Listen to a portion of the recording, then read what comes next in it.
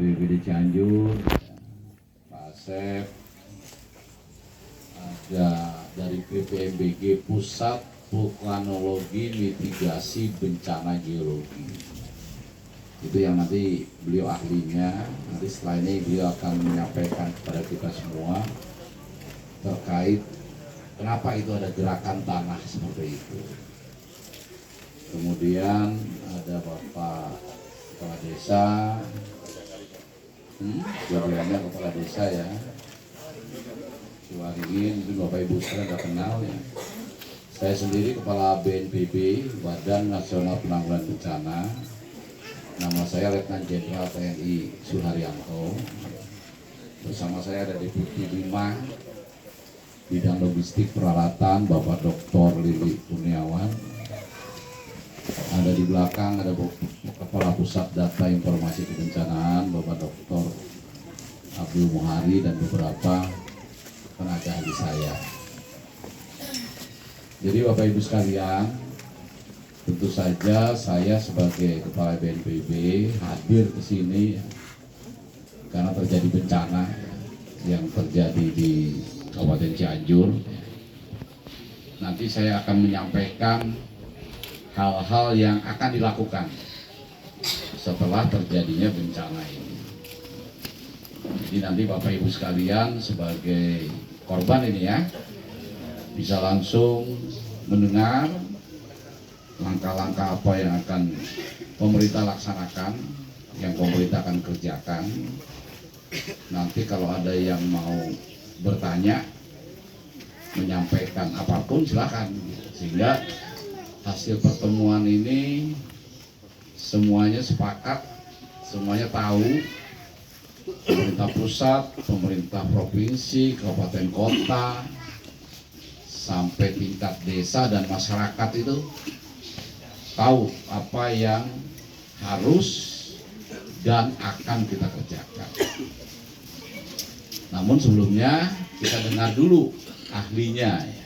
Bapak Mariono ini, beliau dari PPMBG Pusat Vulkanologi Mitigasi Bencana Geologi. Jadi urusannya tanah, longsor, gunung meletus itu urusannya beliau itu. Tentu saya jauh-jauh juga datang ya. Tapi kalau namanya untuk kepentingan rakyat itu jarak bukan suatu pertimbangan. Silakan Pak Mariono ya, untuk Bapak Ibu sekalian tahu kenapa ini tanah ini bergeraknya kenapa. Silakan Pak. Terima kasih Sampurasun. Selamat siang semuanya. Kalau melihat kondisinya, mungkin saya tanya dulu ke Bapak Ibu, apakah dulu pernah terjadi di lokasi itu, sekitar lokasi itu? Pernah kan? Ya. Artinya memang daerah tersebut memang dulunya pernah terjadi. Kalau melihat dari sebaran penampakan morfologi itu pernah terjadi di daerah tersebut. Cuma bergeraknya tidak cepat ya, paling turun setengah meter, 2 meter gitu. Kemudian saat ini bergerak lagi. Nah artinya bahwa memang lokasi yang sekitar area yang kalau itu bentuknya, kalau retakan itu dikelilingi, itu bentuknya seperti tapal kuda atau bentuk U kalau nggak salah, melebar kalau nggak salah. Ya. Nah itu daerah itu yang memang akan bergerak terus kalau memang hujannya tinggi. Dan mohon ya sebaiknya sih kalau rumah permanen pasti akan rusak terus. Rumah permanen akan pecah terus karena dia ketika hujan gerak pelan terus itu. Kalau di bawah kan ke bawah sawah itu pasti kayak cadas lempung gitu kan bantuannya. Itu kan yang menyebabkan dia kalau basah itu dia lembek sekali sebagai sumbernya. Nah kalau rekomendasi sementara sih kalau dari kami kemarin diskusi dengan tim ya sebaiknya sih di lokasi area yang bergerak itu Pak Kepala, artinya di lokasi untuk dipindahkan ke yang lebih aman lagi. Nah, kalau kalau rumah-rumah panggung biasanya nggak apa-apa kan, cuma bawahnya ada retakan besar, ada lubang besar sampai ayam kemarin saya lihat ayam masuk ke itu 4 meter nggak bisa keluar dari lokasi itu kan. Gitu. Nah, artinya sebaiknya sih direlokasi Dan nanti diskusi untuk lokasinya itu nanti diskusi lebih lanjut mungkin Pak Kepala ya dengan rekan-rekan semuanya. Dan kalau lihat airnya kan itu muncul mata air semua kan di sekitar itu. Nah itu jangan sampai ada genangan di situ. Mohon untuk dilancarkan airnya.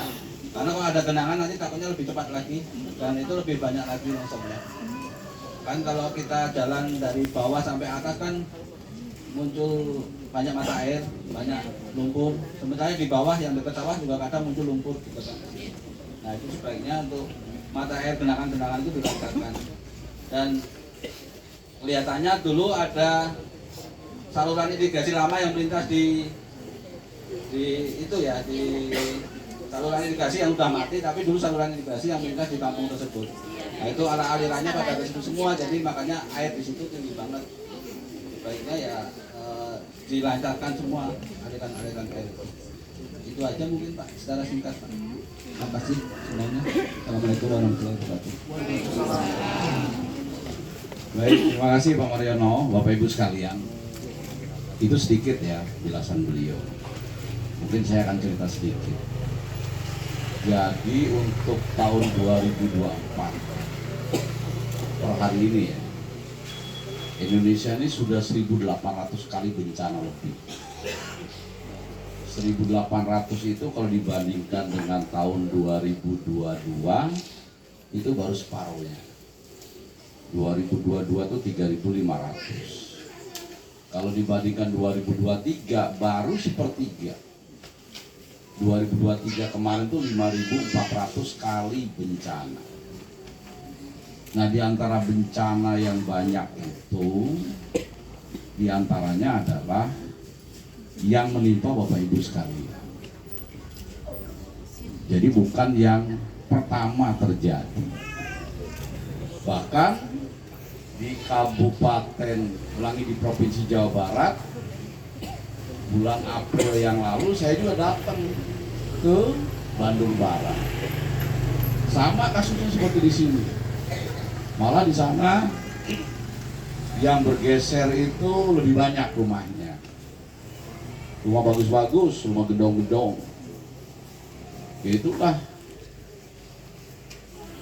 klasifikasi realita tanah air yang kita cintai. Di satu sisi subur, ya kalau tadi saya dari kota Cianjur ke sini tuh saya baru lihat begitu suburnya ini Cianjur bagian selatan. Padahal kita sudah kemana-mana, tapi nggak ada yang sesubur di sini. Tetapi ya konsekuensinya di satu sisi Allah Subhanahu wa Ta'ala, Tuhan yang Maha Kuasa, memberikan kesuburan yang luar biasa. Di sisi lain juga ada potensi bencana. Nah memang kalau untuk seperti ini yang tadi kita lihat gitu ya, Bapak Ibu sekalian nggak mungkin bisa meneruskan hidup di tempat itu. Ya kasihan pada anak cucu. Walaupun tadinya katanya gesernya sedikit, tapi tidak bisa menjamin. Ya, sekarang nggak ada korban, alhamdulillah. Tidak ada korban jiwa manusia. Bagaimana kalau ke depan ada korban? Tentu saja kesedihannya, penderitaannya makin besar. Karena itu opsinya ya harus relokasi. Dan relokasi itu bukan sesuatu yang menakutkan, bukan sesuatu yang sulit, bukan sesuatu yang baru kali ini dilaksanakan. Saya baru kembali ini dari Gunung Lewotobi laki-laki. Itu adanya di Flores Timur. 2002 meletus, habis itu diem 22 tahun. Tidak ada apa-apa. Tiba-tiba di Januari akhir 2024, 22 tahun kemudian meletus, tapi kemudian reda lagi. Nah karena reda lagi, masyarakat berpikir, wah ini paling juga gitu-gitu aja. Dan benar memang hampir 8 bulan tuh nggak ada apa-apa. Tiba-tiba tanggal 4 November kemarin meletus itu batu sebesar diameter 2 meter kali, menimpa jaraknya 4 kilo ya. Menimpa rumah. Akhirnya meninggal saat itu juga 6.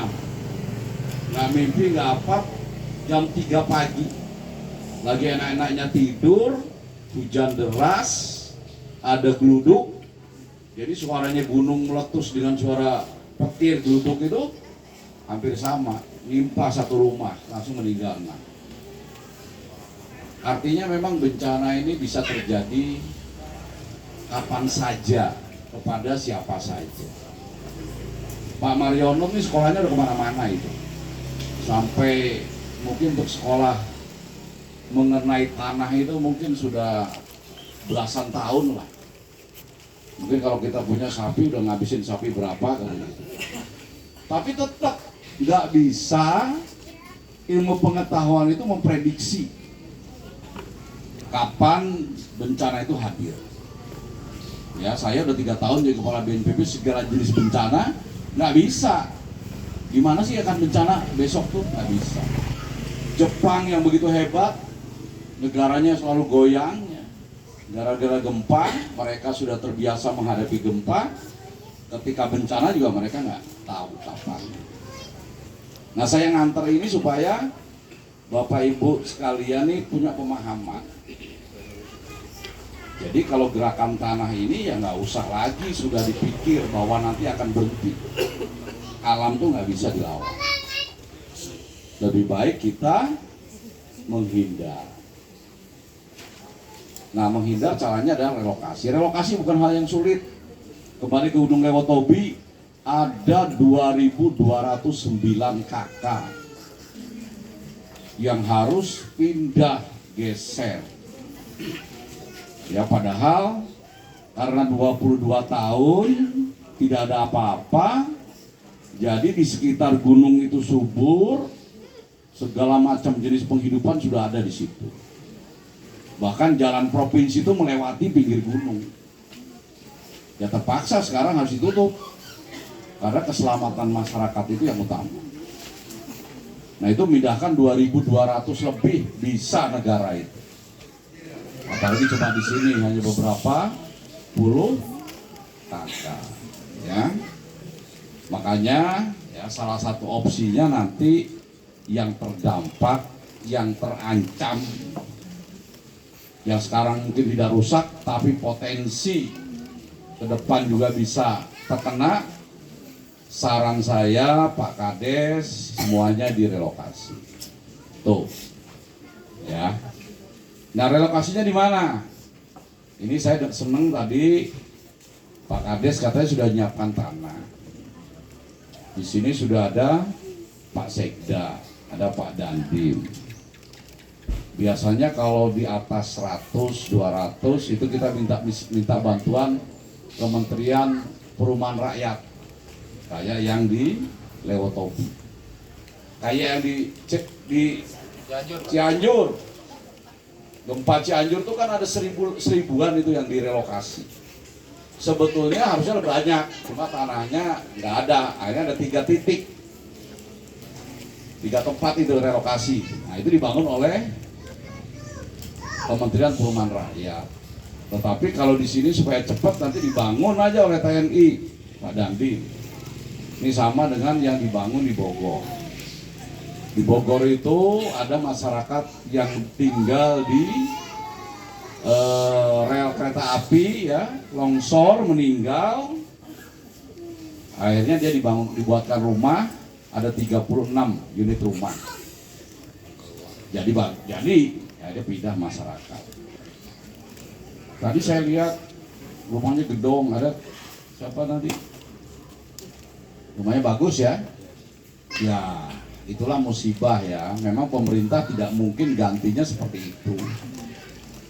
Nggak mungkin dibangun seperti gedong atau luasnya sesuai keinginan, nggak bisa. Kita sudah ada aturannya. Kecuali Bapak Ibu sekalian sendiri punya tabungan, punya simpenan bukan simpanan dalam arti yang lain, tabungan. Punya saudara, punya keluarga, punya anak yang kebetulan sudah maju mau bantu boleh. Jadi tanah yang disiapkan oleh kepala desa nanti tentu saja ada batasannya, terserah kepala desa itu. Mau ngasih 90 meter boleh per orang, ngasih 120 meter boleh. Nah nanti dari pemerintah itu 60 juta bantuannya, stimulannya. Yang nggak punya apa-apa, yang memang sama sekali nggak ada, ya uang itu digunakan nanti Pak Dandim yang bangunkan. Tapi yang punya tabungan jangan utang. Kalau utang nggak boleh. Utang dulu aja Pak di BRI 40 juta biar 100 nggak boleh. Jadi yang punya bantuan dari kiri kanan boleh, nanti rumahnya lebih bagus boleh. Ya mungkin ada kamar mandinya, ada dapurnya. Itu silakan. Nah nanti tanahnya dihibahkan. Jadi Bapak Ibu sebagai korban ini betul-betul nanti mendapat tanah dari hibah dari Pak Kepala Desa. Bangunannya yang nggak punya rumah, nanti yang nggak punya uang tambahan, ya itu layak, ya layak. Nanti silakan jalan-jalan ke Bogor. Nanti kalau nggak ini Pak Deputi, Pak Agus dilihatkan gambarnya, ya. Paling tidak ada lah tempat. Nah kemudian bagaimana tanah yang sekarang milik itu, yang sekarang roboh itu? Karena udah dapat yang baru. Saran saya itu tidak lepas kepemilikannya. Ya Pak Sekda tetap menjadi hak milik korban. Tapi mohon jangan dibangun lagi rumah. Ya, ingat jangan wanian, sok wani jangan. Alam nggak bisa dilawan. Boleh di situ berkebun, boleh di situ bikin kandang, boleh di situ kalau nanti sudah nggak musim hujan dipacul, nanam boleh. Tapi nggak boleh bikin rumah lagi tinggal di situ. Ya, itu yang pertama terkait relokasi. Nah kemudian sekarang kan sudah jadi bencana nih. Sudah terjadi bencana, Pak Sekda sudah menetapkan status tanggap darurat. Saya dengar sudah ada dapur umum, baik dari Kemensos, baik dari Kodim. BNPB juga akan masuk terus. Ini barang-barang dari BNPB ini bukan sekali ini datang terus selesai, enggak, ini simbolis saja. Nanti semua kebutuhan Bapak Ibu sekalian terkait pengungsi yang rumahnya rusak itu didukung. Ya kekurangannya nanti ya berjenjang laporan. Ada Pak Dandim, Pak Kapolres, Pak Sekda, Kalaksa ini akan laporan. Sehingga kebutuhan Bapak Ibu sekalian bisa terpenuhi. Tentu saja tanggap darurat ini jangan terlalu lama. Kan nggak ada yang korban. Ini begitu saya ngomong ini segera. Besok langsung sudah didata. Pak Desa segera tentukan tanahnya di mana, segera dibagi, segera diurus surat-suratnya, segera kita kerja. Jadi tidak ada nunggu tanggap daruratnya selesai baru kerja ke relokasi. Kita buat paralel saja. Nah ini kalau nggak cepat dari daerah, Bapak Ibu sekalian sebagai masyarakat nggak bantu, itu lama. Ya, ini kalau kayak di Lewotobi karena kita bergerak sama-sama, sekarang sudah bangun itu TNI. Ada 300 orang datang dari Jakarta, saya bawa ke sana. Dalam waktu nggak nyampe 2 minggu. Tapi di Kabupaten Bandung Barat bulan April kayak begini, saya datang ngasih perhatian sama seperti ini, sampai sekarang belum jadi. Udah berapa bulan ini? Mei, Juni, Juli, Agustus, September, Oktober, November. Udah 7 bulan. Perencanaan persiapannya nggak jadi. Makanya ini saya rapatnya ngumpul ini semua nih, biar didengar aja oleh semuanya. Kalau habis ini dikasih acara simbolis terus pulang semua, ya masyarakat terdampak yang kasihan. Saya dari pusat kan berjenjang. Nah, tolong ini dipercepat. Jadi setelah rapat ini segera kepala desa tentukan tanah. Setelah ada, nanti dari deputi bergerak. Nanti setelah ada perintah segera ya.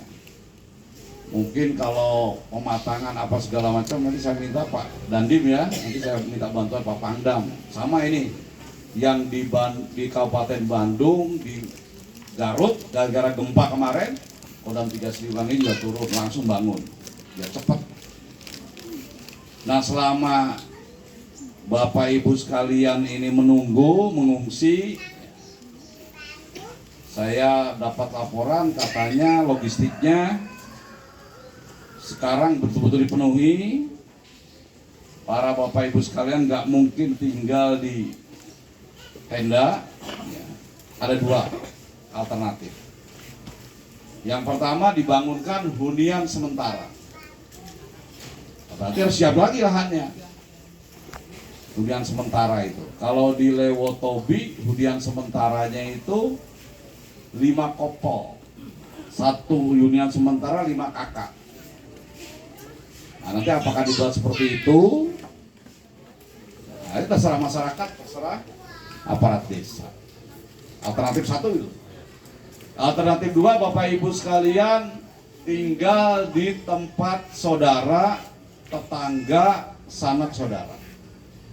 Itu Bapak Ibu sekalian dapat dana tunggu hunian atau uang kontrak 500.000 per bulan kali 6 bulan. Kenapa 6 bulan? Harapannya selama 6 bulan itu udah jadi. Kalau saran saya daripada 2 kali pindah, tinggal di rumah Huntara habis itu di Huntap, mendingan kan nggak banyak, tinggal di tempat tetangga saudara tapi bayar dari dana tunggu hunian, langsung ngerjain hunian tetap. Tapi terserah Bapak Ibu sekalian yang milih. Sehingga ini operasi penanganannya bisa cepat. Gitu ya. Nah, itu langkah-langkahnya tahap-tahapnya. Kemudian bagaimana Pak kalau gara-gara rumah saya hancur, mungkin perabotan-perabotan lain di situ rusak, mata pencarian saya terganggu, saya punya anak lagi kuliah di Bandung, di Cianjur, bagaimana? Ya itu nanti dipecahkan di pemerintah daerah. Saya juga pulang dari sini akan mampir ke Pendopo, Kabupaten Cianjur, nanti kita bicara hal-hal yang tidak bisa di-cover oleh pemerintah pusat. Nah, pemerintah pusat tadi kan saya jelas ya, logistik, tanggap darurat kita cover, kebutuhan-kebutuhan operasional daripada penanganan BPBD, dan nanti juga ngajukan ke BNPB, ya. Itu juga didukung. Kemudian dana tunggu hunian tadi ya, per kakak, apakah Huntara atau dana tunggu hunian, terserah milih. Kalau milihnya hunian sementara, dibangunkan hunian sementara itu namanya hunian sementara. Jadi darurat lah, pakai triplek, pakai bilik gitu, yang penting tidak kehujanan. Atau numpang di tetangganya, saudaranya yang tidak rusak. Saya kira kalau masyarakat Jawa Barat ini kan saling gotong royong mendukung lah. Lagi saudaranya lagi kesusahan, bisa ini daripada tinggal di tenda kan nggak mungkin. Ini musim hujan, ya, kondisi lagi dingin, nanti tambah sengsara kalau di tenda. Nah, baru segera merelokasi dan membangun hunian tetap. Nah, yang saya tekankan yang terakhir, ya kalau mengembalikan kondisi seperti sebelum bencana, Bapak Ibu sekalian ya harus tawakal, sabar, ya. Ya bencananya sudah terjadi. Nggak bisa kita, kenapa ini terjadi, nggak bisa. Itu udah suratan takdir Tuhan yang Maha Kuasa, Allah Subhanahu Wa Taala. Nggak usah terlarut-larut dalam itu. Yang penting bagaimana kita melanjutkan hidup supaya lebih baik-baik. Diambil sisi yang positifnya. Untung ketahuan sekarang. Untung pergerakannya tiba-tiba. Coba kalau blok sekaligus ada yang korban, kan lebih menderita lagi. Jawa Barat ini juga bukan di sini saja. Kemarin saya baru rapat koordinasi. Sekarang tuh yang lagi bencana ya, Bale Endah, Dayakolot, banjir, Kerawang, Sukabumi, longsor. Mana-mana lagi banget. Cianjur. Ya. Pokoknya saya panen lah kalau udah November, Desembernya nggak pernah di rumah. Besok juga berangkat lagi ke Jawa Timur sana. Di sana Malang juga banjir. Ya. Jadi ya bukan berarti saya mengecilkan permasalahan itu, tidak. Tapi mohon bahwa menghadapi sesuatu dengan tawakal. Saya keliling jauh-jauh ngomong sendiri sama Bapak Ibu sekalian, biar Bapak Ibu sekalian tuh tahu ini loh harus dikerjakan. Ini yang menjadi hak dan kewajiban Bapak Ibu sekalian. Mungkin itu ya yang perlu saya sampaikan. Setelah ini silahkan kalau mau bertanya, mau saran, ya, mau ada yang belum jelas.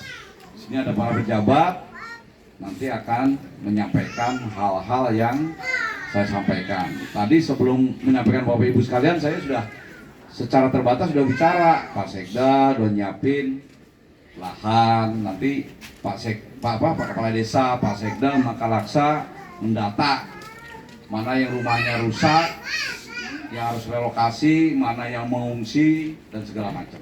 Ya, saya kira udah punya pengalaman lah. Gempa Cianjur kemarin kan puluhan ribu. Nah, ini kan hanya beberapa ratus, saya kira bisa cepat penanganannya. Itu saja. Terima kasih Bapak Ibu sekalian.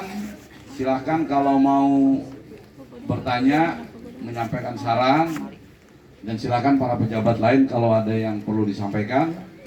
Terima kasih. Saya juga dalam kesempatan ini yang pertama juga mengucapkan salam dan bela sungkawa dari Bapak Presiden Prabowo Subianto. Beliau juga turut merasa prihatin terkait dengan musibah atau bencana yang menimpa Bapak Ibu sekalian. Beliau mengutus saya langsung untuk segera bisa bertatap muka ke Bapak Ibu sekalian. Saya atas nama pribadi dan keluarga besar BNPB juga demikian. Ya. Mudah-mudahan bencana yang menimpa Bapak Ibu sekalian ini segera bisa teratasi. Dan kehidupan Bapak Ibu sekalian ke depan menjadi lebih baik lagi. Sekian dan terima kasih. Saya akhiri. Wassalamualaikum warahmatullahi wabarakatuh.